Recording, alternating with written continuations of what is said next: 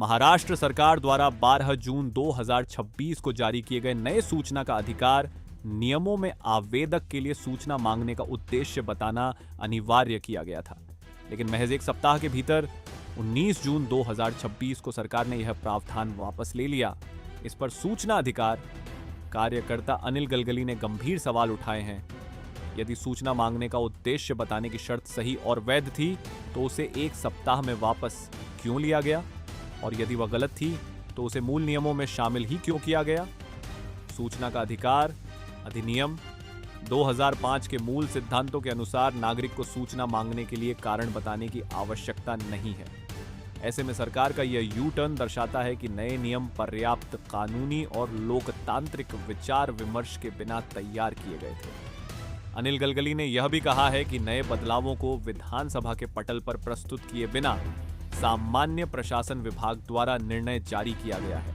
जिसकी प्रधान सचिव स्तर पर जांच होनी चाहिए। इस घटनाक्रम से यह स्पष्ट होता है कि नए नियमों की कई धाराएं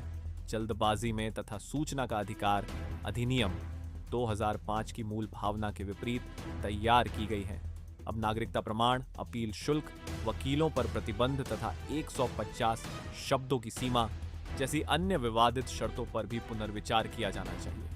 इस विषय में आरटीआई कार्यकर्ता अनिल गलगली ने क्या कहा, सुनिए। गवर्नमेंट ऑफ महाराष्ट्र ने हाल ही में आरटीआई एक्ट में कुछ बदलाव करते हुए उसमें नागरिकों को जो परेशानी करने वाले नए मुद्दों को जोड़ा। एक हफ्ता भी नहीं हुआ सरकार बैकफुट पर आई और उन्होंने उसमें जो सूचना क्यों चाहिए, ये जो एक कॉलम था उसे रद्द करके नया शुद्धि पत्रक जारी किया है। अगर देखा जाए तो डॉक्टर अतुल पाटने जो प्रधान सचिव है सामान्य प्रशासन विभाग, उन्होंने किसी भी आम जनता से सलाह किए बिना, विधिमंडल के पटल पर रखे बिना या सरकार से कोई चर्चा किए बिना इस तरह का जो निर्णय लिया है वो गलत है।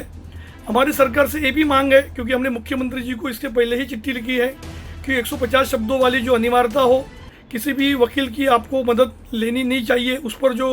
उन्होंने पाबंदी लगाई है, और जो शुल्क में जो बड़े पैमाने पर जो उन्होंने बढ़ोतरी की है, इसे लेकर हमारा विरोध है, उसे भी रद्द किया जाए। हमारी सरकार से गुजारिश है कि इसे रद्द किया जाए और पुराने कानून को